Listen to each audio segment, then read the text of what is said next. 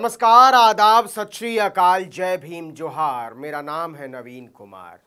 उत्तर प्रदेश के पूर्व मुख्यमंत्री को अहिर कहा गया है और कहा गया है कि आपके पुरखे गाय भैंस चराते थे, तो आपको भी वही करना चाहिए। और यह कहने वाला कोई साधारण आदमी नहीं है, भारतीय जनता पार्टी का बहुत शक्तिशाली मंत्री है। योगी आदित्यनाथ और नरेंद्र मोदी की आंखों का तारा। तो लगता है भाजपा ने तय कर दिया है कि यादव जिंदगी भर गाय भैंस चराएगा, जाटव जिंदगी भर चमड़े का काम करेगा, मोची जिंदगी भर फटे जूते से लेगा, कहार जूठे बर्तन धोएगा, कुम्हार मिट्टी के बर्तन बनाएगा और अगड़ी जाति के लोग बैठकर केवल राज करेंगे। मतलब संविधान की शपथ लेकर मनुस्मृति की सोच लागू करना चाहते हैं भाजपा के लोग। और अगर ऐसा नहीं है तो योगी आदित्यनाथ सरकार के ताकतवर मंत्री ने कैसे कहा कि यादवों को जानवर पालना चाहिए। मैं तो सम्मानजनक शब्द का इस्तेमाल कर रहा हूं। लक्ष्मी नारायण चौधरी ने तो अहीर कहा है, वो भी बेहद गंदे तरीके से।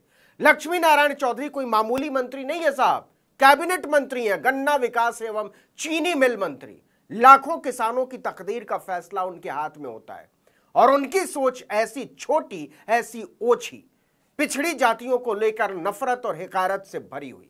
उन्हें लगता है कि सबको जातियों के हिसाब से पुश्तैनी काम ही करना चाहिए। उनकी सोच का अंदाजा इसी से लगा लीजिए कि उन्होंने अखिलेश यादव के संदर्भ में अहीर कहा है। सोच लीजिए अखिलेश यादव को, और कहा है कि उनके पुरखों का तो काम ही था जानवर चराना और उन्हें यही करना चाहिए। मतलब एक यादव कैसे मुख्यमंत्री हो सकता है, मंत्री हो सकता है, कैसे अफसर, वकील, जज हो सकता है? उसे तो भैंस चराना चाहिए। यह है संघ और बीजेपी की सोच और समझ। अब जरा इस पूरे मामले को समझिए। दरअसल यूपी में विधानसभा का मानसून सत्र चल रहा है। पहले दिन से ही अखिलेश यादव ने आवारा पशुओं के मुद्दे को उठाया। एक टीवी चैनल पर इंटरव्यू के दौरान जब गन्ना विकास और चीनी मंत्री लक्ष्मी नारायण से आवारा पशुओं के मुद्दे पर सवाल किया गया तो उन्होंने अखिलेश यादव पर निशाना साध दिया। और निशाना क्या साधा, गंदगी पर उतर आए। चैनल से बातचीत के दौरान भाजपा के मंत्री ने कहा कि वो मुद्दे से भटक रहे हैं। अरे अहीरों का काम ही है जानवर पालना, यही करते थे वो अपने पैतृक धंधे को ही भूल रहे हैं। गाय और भैंस पालना तो अहीरों का मुख्य काम था। यह बोलते हुए मंत्री जी का चेहरा तमतमा उठा। पिछड़ी जाति के बहुजनों को लेकर उनके भाव नफरत और हिकारत से भरे हुए थे। उन्होंने अखिलेश यादव के पुरखों को अहीर और गाय भैंस चराने वाला बताते हुए कहा कि मंत्री के घर में पैदा हुए, मुख्यमंत्री के घर में बड़े हुए, आसमान से टपके हैं, इसलिए उन्हें बार बार यही बात याद आती है। उनके तो पूर्वजों का यही धंधा था। जिस नंद बाबा के वंशज बनते हैं उस नंद बाबा की 9 लाख गायें थी। मतलब योगी के मंत्री सीधे सीधे कह रहे हैं कि गाय भैंस चराने वालों की हैसियत क्या है कि वो व्यवस्था पर सवाल उठाए। वो लोग अपना पुश्तैनी काम भूल रहे हैं, वही करना चाहिए, वही उनको करना चाहिए। उन्हें व्यवस्था के सवालों में पड़ने की क्या जरूरत है? क्या ये सीधे सीधे मनुवादी मानसिकता का जीता जागता उदाहरण नहीं है? कमाल की बात तो यह है कि लक्ष्मी नारायण चौधरी खुद पिछड़ी जाति से आते हैं। कांशीराम की बीएसपी की राजनीतिक पाठशाला में उन्हें दीक्षा मिली है। पहली बार 1985 में विधायक बने थे, आज नहीं। तब उन्होंने लोक दल के टिकट पर छाता, मथुरा में एक जगह है छाता, वहां से भाजपा के किशोरी श्याम को हराया था। आज भाजपा के ही मंत्री हैं। दूसरी बार वो कांग्रेस के टिकट पर चुनाव जीते। मथुरा के छाता विधायक चौधरी लक्ष्मी नारायण छठी बार मंत्री हैं। पहली बार 1996 में बसपा सरकार में उद्यान मंत्री बने थे, 2 बार जेल मंत्री रहे, 2017 में पशुपालन मंत्री बने और 2022 में उनको फिर से कैबिनेट मंत्री बनाया गया, गन्ना मंत्री। एलएलबी पास है, संविधान भी पता होगा। उनकी पहचान बड़े जाट नेता के तौर पर होती है।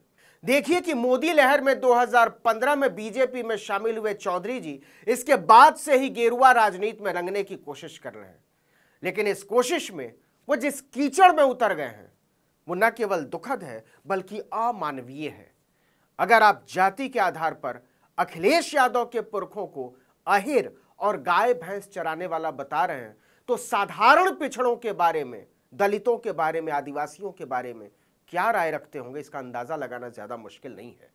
योगी के मंत्री के विवादित बयान ने उनकी और उनकी पार्टी की मानसिकता की पोल खोल दी है।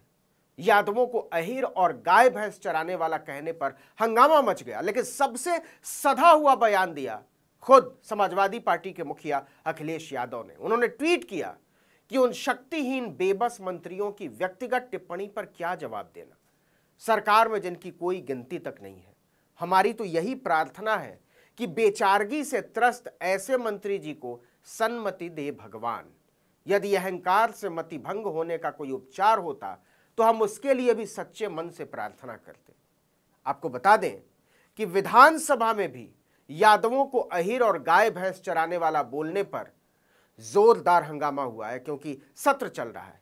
समाजवादी पार्टी और राष्ट्रीय लोकदल गठबंधन है दोनों के विधायकों ने इस पर कड़ा एतराज जताया। हालांकि खुद अखिलेश यादव और राष्ट्रीय लोकदल के नेता लक्ष्मी नारायण चौधरी के बयान पर कमजोर पड़ गए हैं, बच बचा कर बयान दे रहे हैं, क्योंकि वो जाट बिरादरी से आते हैं और गठबंधन जाटों को लेकर कटु नहीं दिखना चाहता। आरएलडी की तो पूरी राजनीति जाटों पर आधारित है।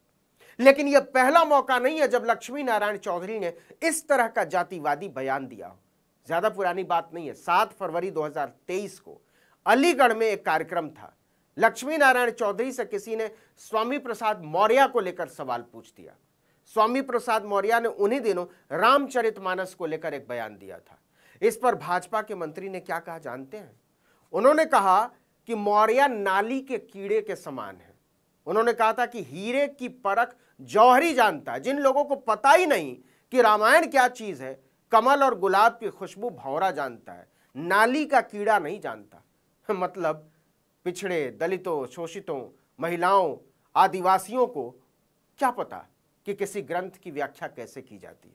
वो तो पैदा ही हुए हैं गाय भैंस चराने के लिए, नाली में उतरने के लिए, गंदगी साफ करने के लिए।